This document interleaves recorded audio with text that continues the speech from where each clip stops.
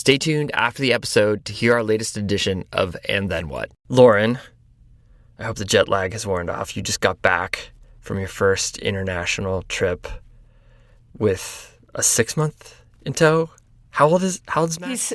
He was 7 months old when we left on the trip. Yeah, it was that 11-hour flight across the country and then across the Atlantic is, it's an adventure in itself. Yeah, I feel like it's a good time too because they can't walk, so they're not like, can I walk down the aisle of the plane 7,000 times? Because that'll happen. Yeah, we're still in what we call like cute potato stage. Yeah, where the baby's small enough that you kind of just take them around with you. But I also feel like you're right at that stage where you're starting to see some of that personality come alive. Like you can start to see determination, or some might call that stubbornness, or a playfulness. Like it really like wakes up in kids at that moment in time.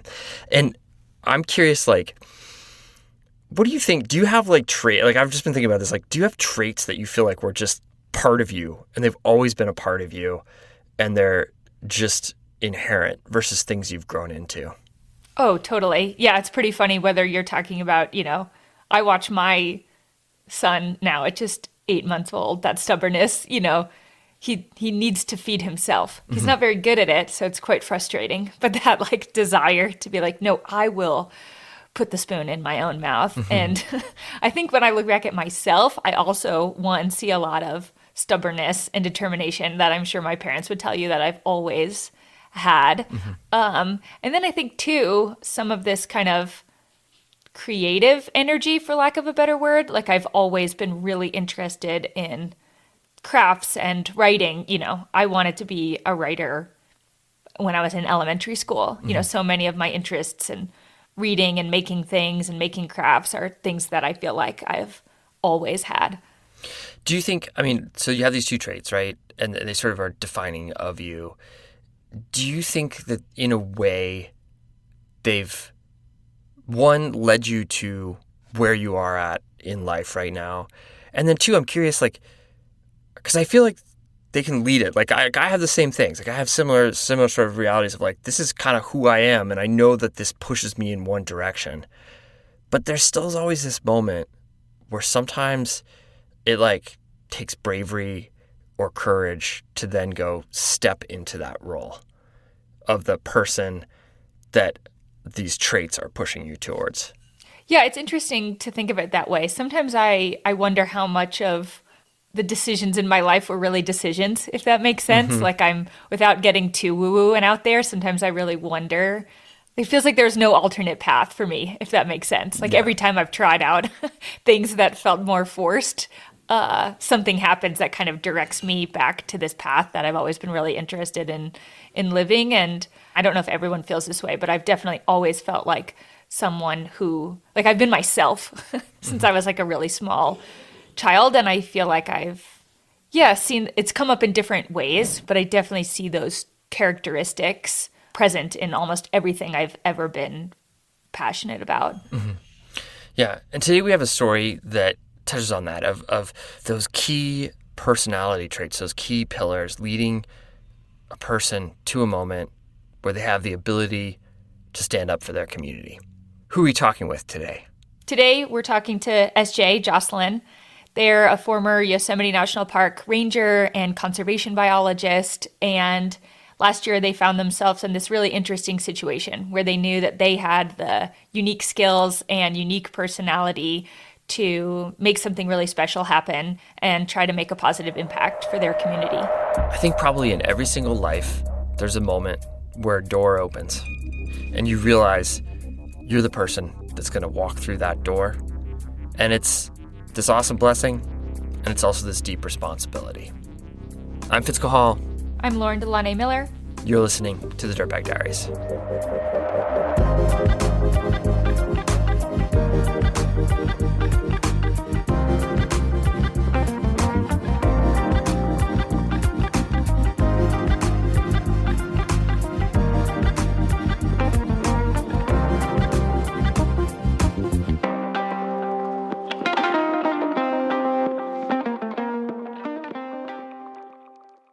I never thought that people across the world would know my name, but I thought that I might be able to contribute to helping animals in Yosemite National Park. And so that's what I lived for, you know? It was easy to go to work every day because I was excited about the work that I was doing. And I really believed that the work that we were doing was important and necessary, and that we were building methods and databases that not only could apply to Yosemite, but could apply to research happening at a larger level. What I wanted to contribute to in the world is inching that bar forward. And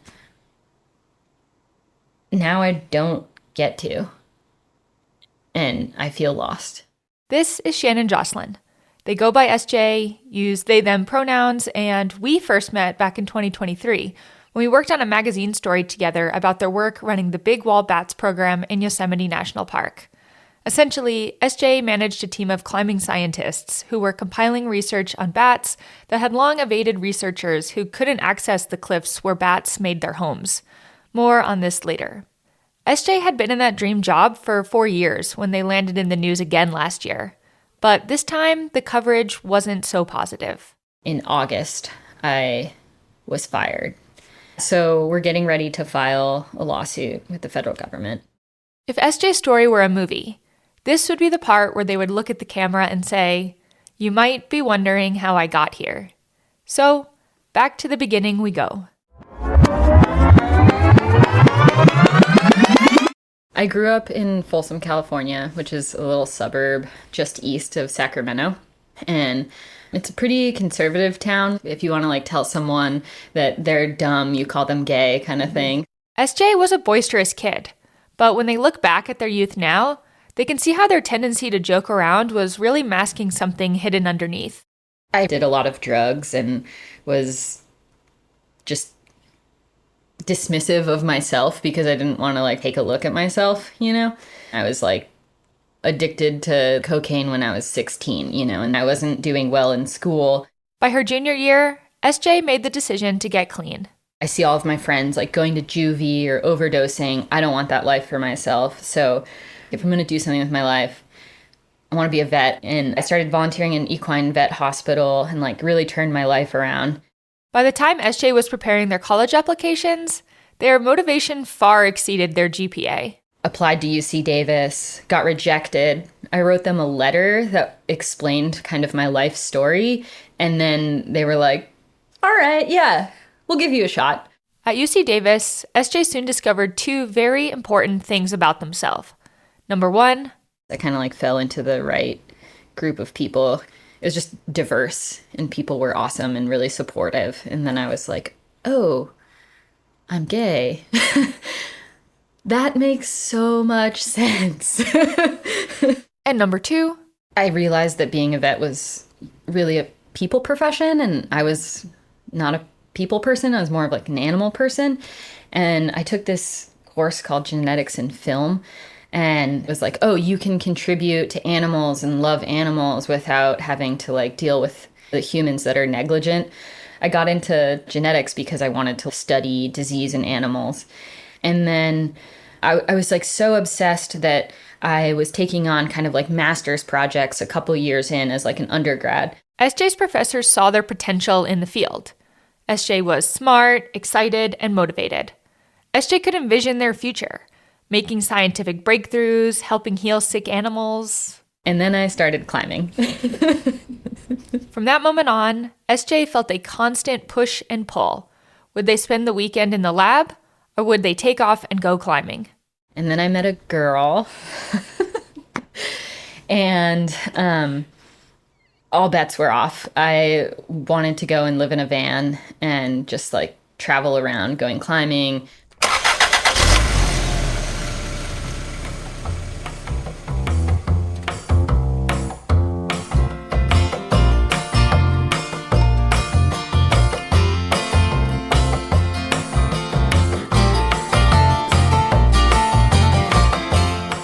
For the next few years, SJ traveled around the West, climbing and route setting full-time. But when a shoulder injury sidelined them, they knew it was time to go back to their career, at least long enough to have shoulder surgery. SJ returned to UC Davis and began working on their PhD, but they still climbed as much as they could. They began spending a lot more time in Yosemite, a short drive from Davis, and even published the first really comprehensive bouldering guidebook to the valley. And then, in 2021, a job posting came up in Yosemite for a data management position working for wildlife. And I was like, well, I'll apply and put my name out there. I ended up getting the job. And then 6 months in, my boss was like, hey, we got this grant to study white nose syndrome in the park. Do you want to take on the bat program? And I was like, yeah, absolutely. And that's when I finally was able to merge science and climbing. And it was just this perfect process because it was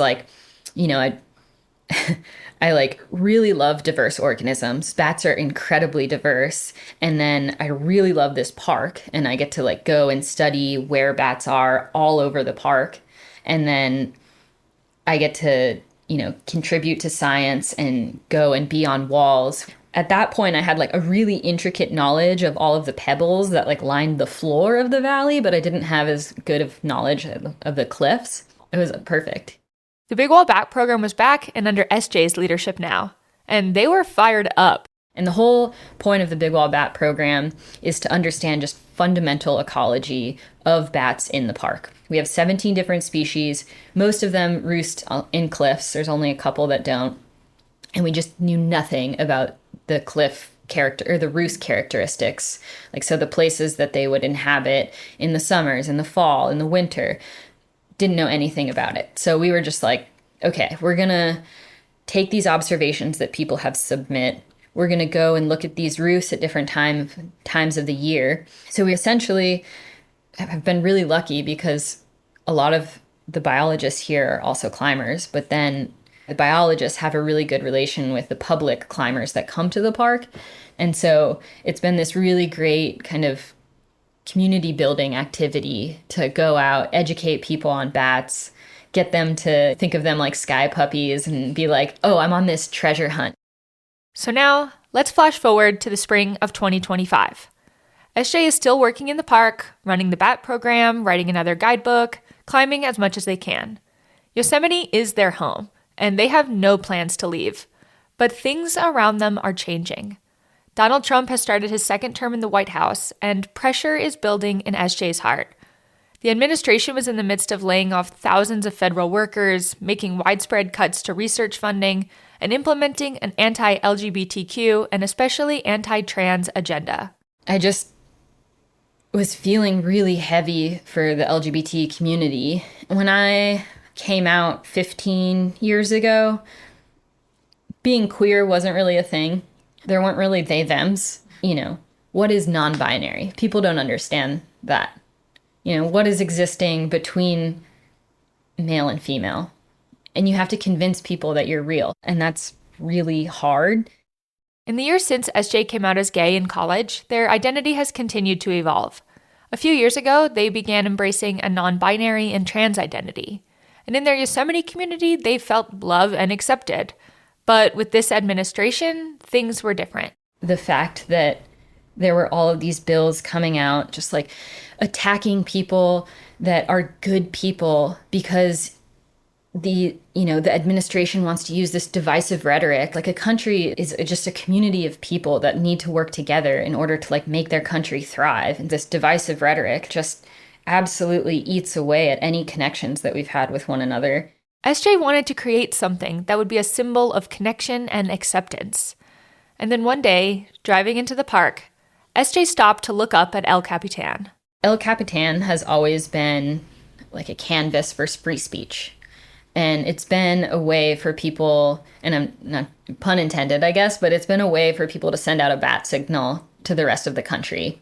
They thought about the ways El Cap had hosted other statements of free speech recently.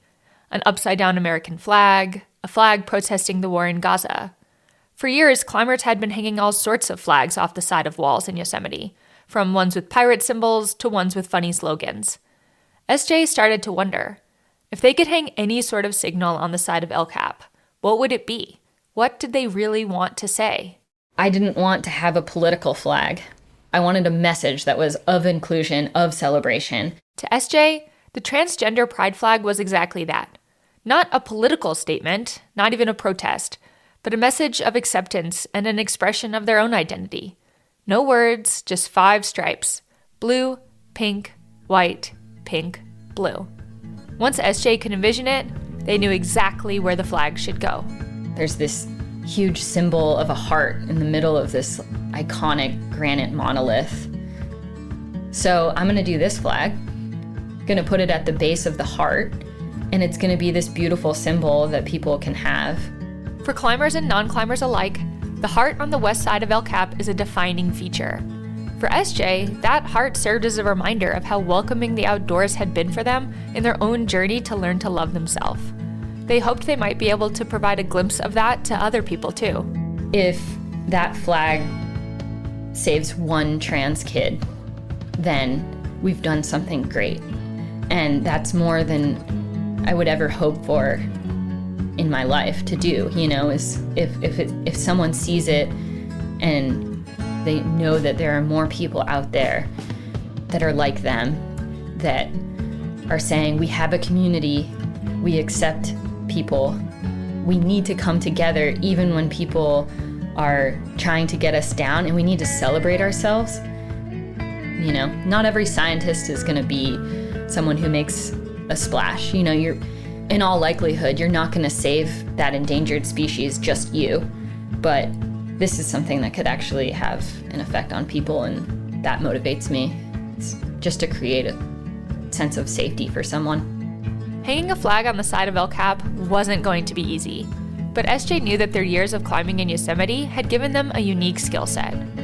I've always been a person who, if I have a skill set to do something, I want to contribute to the community. Like, I have a skill set for preserving information and organizing things in an aesthetic way. So I make guidebooks. And if I can do this thing that's going to contribute to a community and be a positive effect for a community, then there's no way I'm not going to do it. Like, I have the resources, I have the contacts, I have the skills, I have the motivation, I have the knowledge. Why wouldn't I?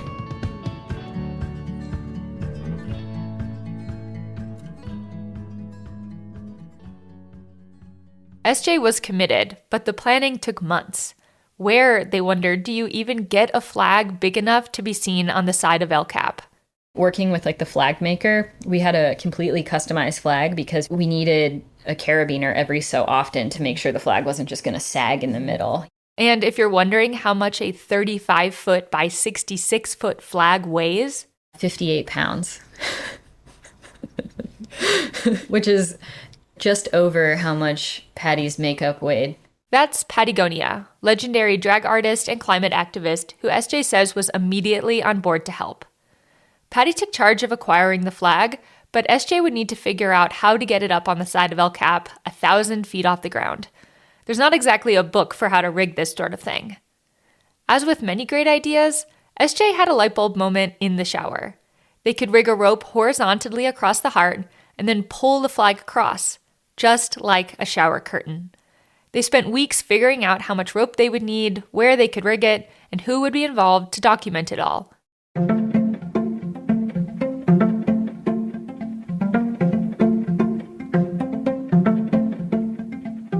With all the components in place, the time to put their plan into action had arrived.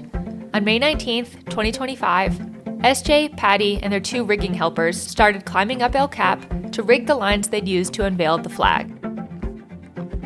It was slow going as they hauled the 58-pound flag, plus sleeping gear, food, and water.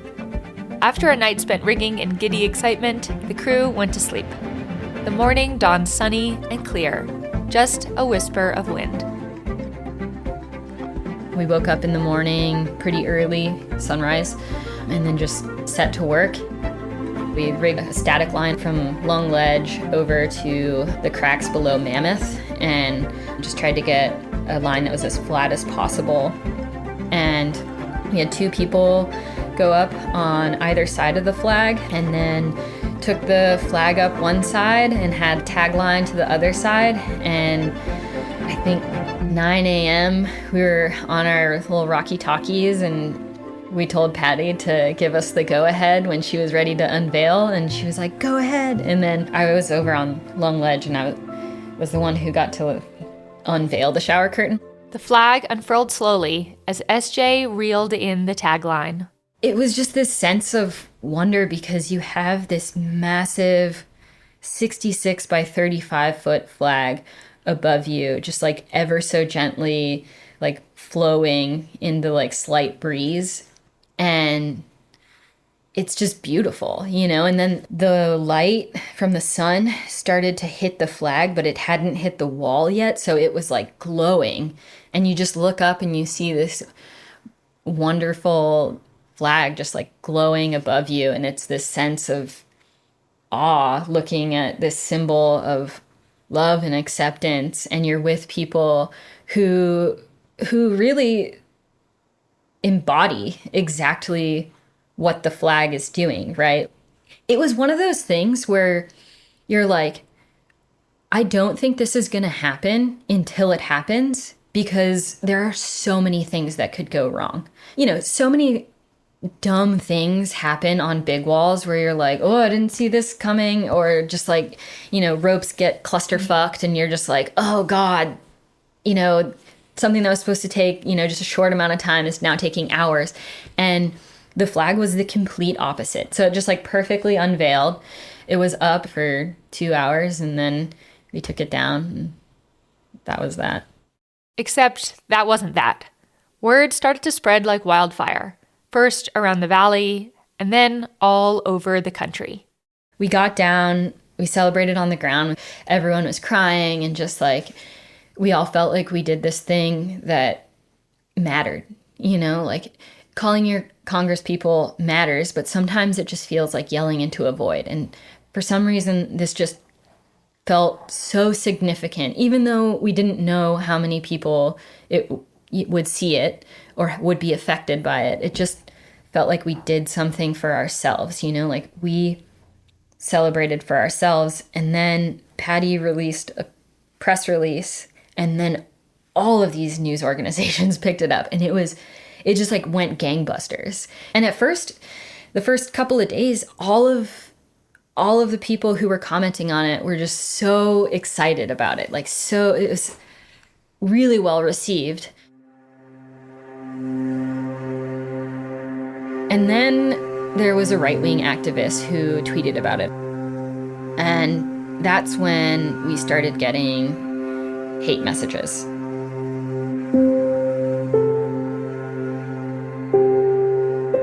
After the break, the consequences of SJ's flag hanging get steeper. Stick with us.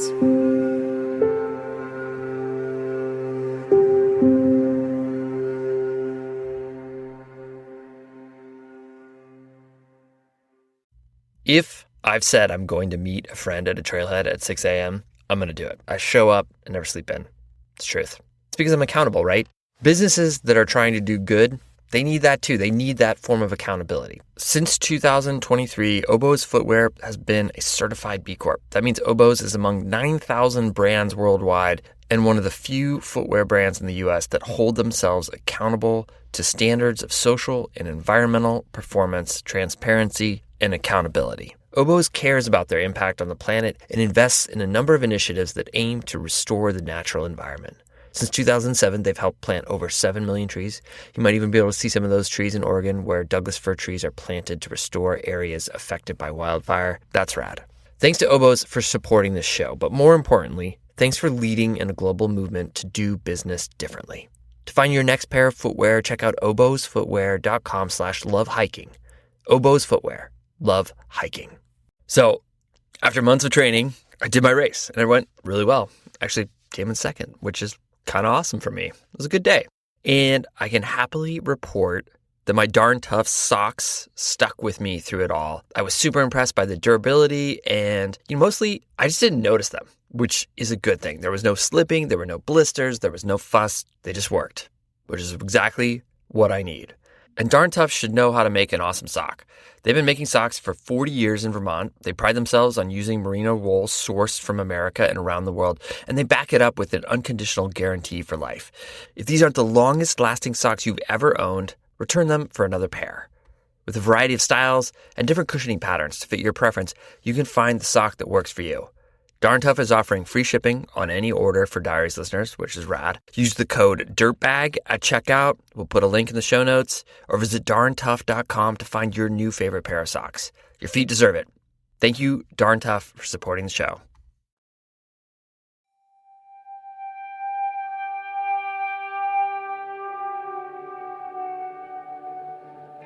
Soon, SJ began receiving boatloads of hate mail. For every supportive comment they received online, they received a negative one as well. Things like, "Keep the freaks out of Yosemite National Park. I don't want to hear about your mutilated genitals. I don't care about your sexual fantasies."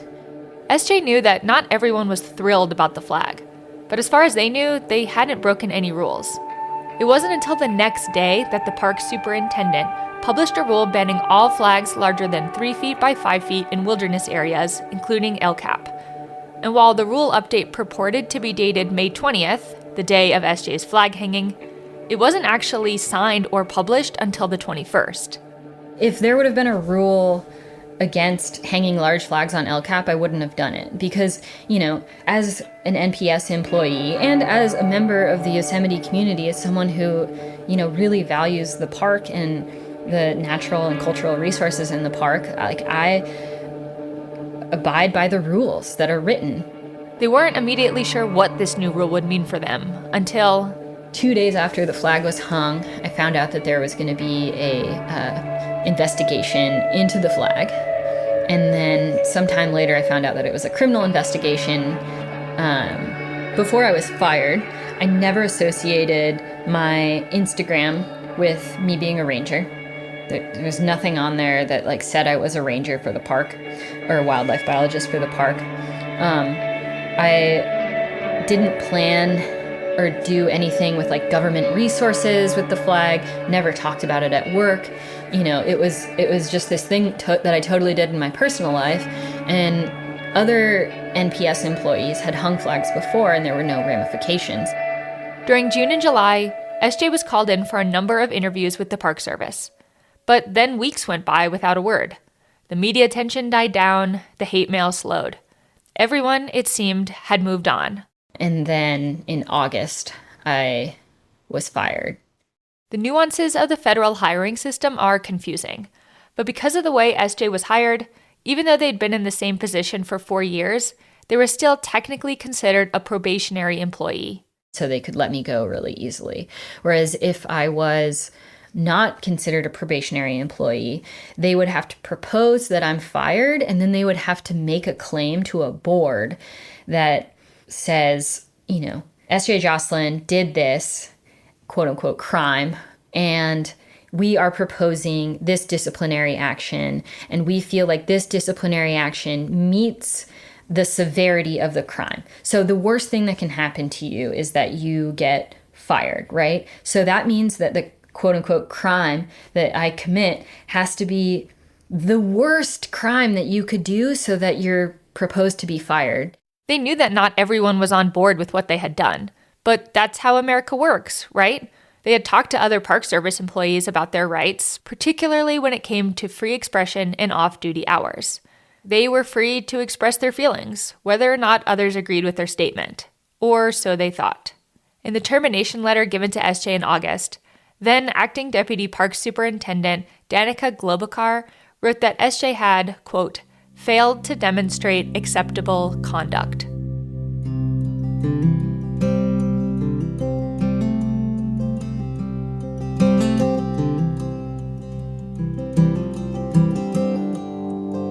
You're commenting on unacceptable conduct for doing something that said, hey, people, you deserve to exist and feel love and inclusion. How is that unacceptable conduct? Everything that I've done in my job has tried to be to help contribute to inspire a sense of awe and wonder in people that come to the park. And I've never talked about politics on the job. I don't care about politics when I'm on the job. All I care about is preserving this place and letting it be healthy so that anyone of any political background can come here and see us and have a sense of awe, and how do you do that? You have to take care of the natural and cultural resources, because that's what makes the iconic Yosemite landscapes continue to be iconic. As the news spread about SJ's firing, people on the internet had a lot to say about it. That was when I started getting a lot of personal hate mail. Some of the hate mail was about SJ's non-binary identity. Some of it was about trans rights. But the thing that hurt me the most and just laid me on the floor for the longest were people who would say things like, "You deserve to lose your job. You have no value to the Park Service." I mean, I'm a conservation biologist whose whole life is defined by trying to help animals out. And I'm in a place where I get to help animals in a park that I love. My whole life is my job, I wake up every day and I'm excited to try to contribute to gaining more information about bats. I get to create database systems to disseminate information about the research that we're doing out to scientists, so we can actually learn things about the endangered species in the park, so we can actually make useful inferences about saving these animals, about how they interact with their habitat or fires, in order to actually affect change that's going to help them, that's going to have an impact. And if I never thought that people across the world would know my name, but I thought that I might be able to contribute to helping animals in Yosemite National Park. And so that's what I lived for, It was easy to go to work every day because I was excited about the work that I was doing. And now I don't get to. And I feel lost.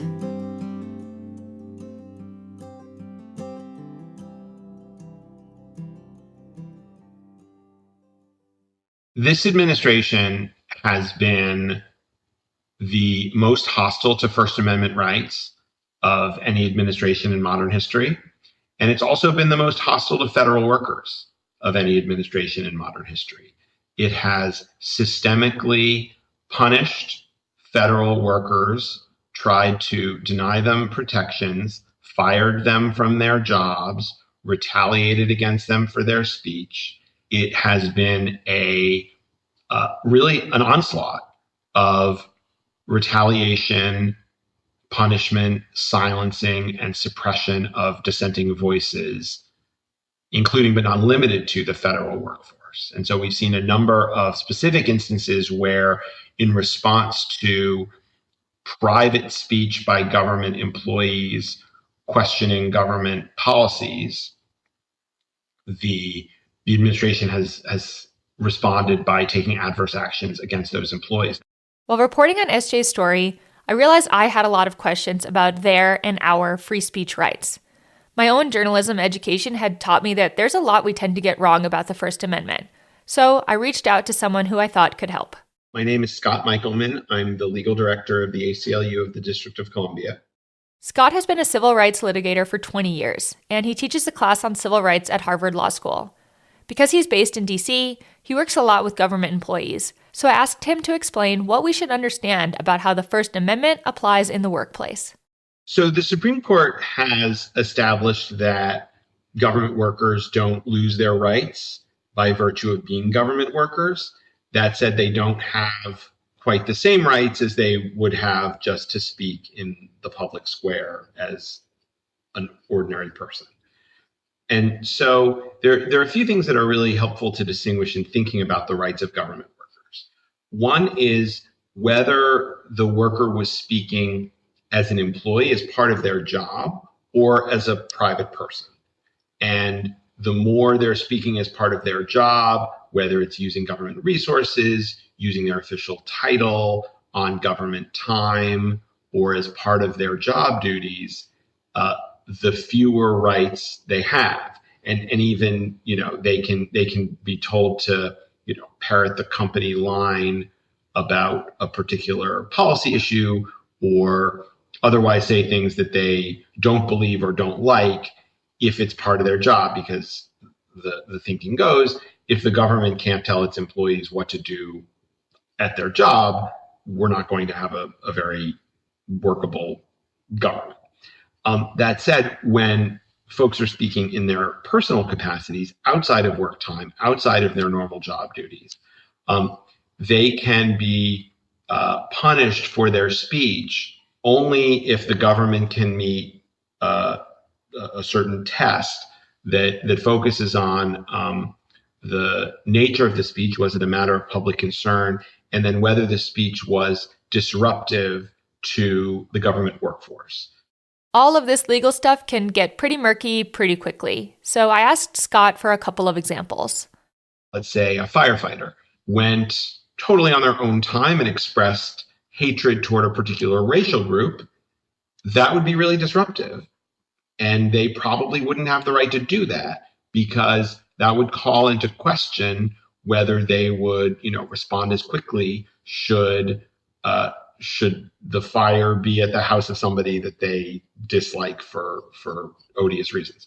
On the other hand, if a government worker wants to go out on their own time and on social media post about how frustrated they are with the president, generally, unless it's a very high level person who works directly for the president in a position of trust and confidence, that's going to be something that they're allowed to do. After SJ was fired from their job, criticism of their actions seemed to come in two forms. One was about their message. Some people just didn't feel like SJ's trans flag aligned with their own values. But the other was about the way they were expressing themselves. Some people didn't think that El Cap, or maybe national parks in general, should be used in this way. So I asked Scott what he made of these criticisms. It's critical that First Amendment protections apply across the board, and whatever a listener's perspective on the issues that are being talked about, you need to support free speech, because either we have free speech for everyone or we have free speech for no one. Once you start picking and choosing and saying, well, you have free speech only if I agree with you, then it's only a matter of time before the next person in charge of that standard is going to have different views, and you're going to be the one who's being punished for their speech. I strongly disagree with the view that public lands are not an appropriate place for protests. Some of the most important protest sites in the country are National Park Service areas, particularly in my hometown, the District of Columbia. We've defended protesters and supported their rights at Lafayette Square, which is the National Park Service run green space across from the White House, the site of famous civil rights protests. We've stood up for the right to protest on the National Mall, which is another space that has been the site of many demonstrations. We've stood up for the right to protest at Congress. And so really bringing messages, including messages of dissent, to our elected leaders is a critical part of the First Amendment. It's really at the heart of the First Amendment. And so the idea that we would want people to be able to say those things, but not say them on public lands that are the most proximate to the people they're trying to reach, really undermines the strength of that idea that we can really speak truth to power, and we can let our leaders know when they're doing stuff we don't like. More broadly, when we think about public lands all over the United States, I don't think it's right to say that public lands are not an appropriate place. Even wilderness areas or areas far from government buildings are not the right place to protest. The Supreme Court has said that what determines the First Amendment status of a place is something called the public forum doctrine, which is the idea that in areas that are traditionally forums for speech, you have the maximum protection, and the government has to have a very high justification to shut things down. That includes streets and sidewalks and local parks and some national parks, places where people have always gathered to express their views. And finally, I wanted to ask Scott what he makes of all of this, not SJ's story in particular, but the wider silencing of federal workers that he's been observing. it's a very scary time for federal workers. We just see in big and small ways chilling federal workers in their speech, their associations, their beliefs. It will deter people from entering the workforce. It will prevent the federal government from recruiting top talent if people know that people with certain beliefs aren't welcome, people with certain identities aren't welcome, and that going into government is going to put you at risk of having all these retaliatory things happen to you should you say something that displeases the administration. We need to get back to a world in which the government behaves according to established rules, consistent with the Constitution, and people know where those lines are so that they can feel confident in expressing themselves. It's really quite distressing and without precedent in modern American history to see this kind of broadside attack against the First Amendment and so many people who are just expressing themselves in the grand tradition of our country. So, with all that in mind, let's get back to SJ. It's now been 8 months since they were fired.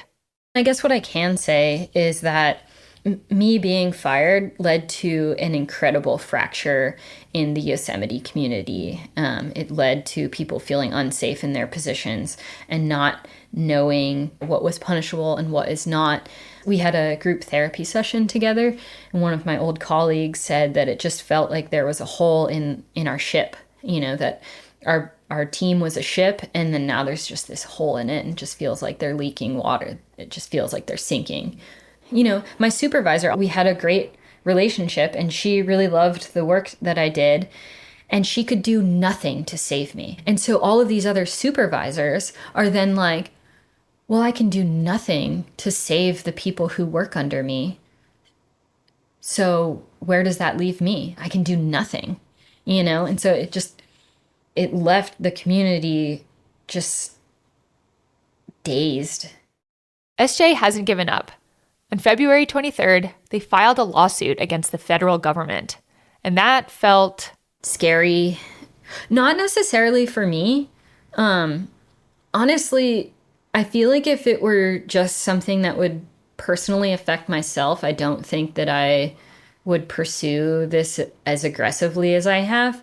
But I feel a sense of duty to all of my old colleagues and the LGBT community where I'm like, we need to fight this. And I need to fight this because I was made the example, and I need to fight it because I don't want this to happen to anyone else. I think when I'm at my best, I'm like, we're going to fight this all together. And when I'm at my worst, I'm just constantly questioning if I'm making the right decision for all of us to continue to have rights. And that's scary. As of this recording in early April, the case has been transferred from the District of Columbia to California. In doing so, the judge in D.C. noted that the administration's actions were, quote, disturbing. We reached out to the National Park Service for comment and quickly received a written response. Here's producer Skylar Perwins reading their statement. We do not comment on the specifics of personnel actions. However, we want to emphasize that we take the protection of the park's resources and the experience of our visitors very seriously, and we will not tolerate violations of laws and regulations that impact those resources and experiences. Yosemite National Park was designated by Congress to highlight the beautiful natural and cultural features of the area. No matter the cause, demonstrating without a permit outside of designated First Amendment areas detracts from the visitor experience and the protection of the park. To safeguard the protection of visitors, visitor experiences, and park resources, many demonstrations require a permit.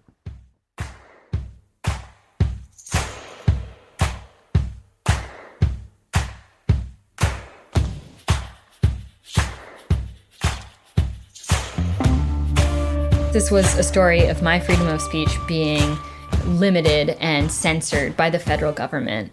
But it was Trans Flag in May, and it's going to continue to expand to be other things in the future. I'm not just trying to make this about me. I just think it's fundamentally an American issue, and One of the great things about this country is supposed to be that we have discourse and we have differences, and that's what makes this country so great. I don't care if you don't care about trans rights, but you should care about your freedom of speech and how you could be censored. And you can care about that today, and you don't have to care about me. You don't have to care about federal workers. You could just care about yourself, and you could still care about this issue because it's going to affect all of us.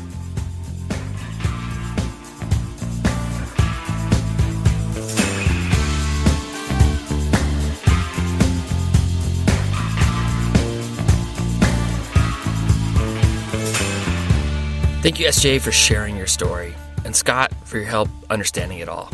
Our stories come from friends of friends, and from you, our community. If you have a compelling idea for a guest or a story lead, please give us a shout. You can email us at editor@ducktapethenbeer.com. Thanks to the folks who've recently become Diaries Plus members, and those of you who continue to support this project.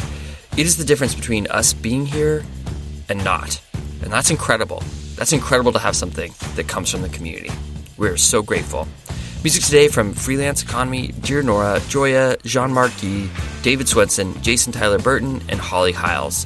The tracks are courtesy of the artists or Track Club. Jacob Bain and Nis Koto composed our theme song. You can find the links to the artists at our website, dirtbagdiaries.com. This episode was produced by Lauren Delani Miller with additional production help from Becca Cahal and Evan Phillips. Illustration by Walker Cahal. Becca Cahal is our executive producer. I'm Fitz, and you've been listening to the Dirtbag Diaries. Thanks for tuning in.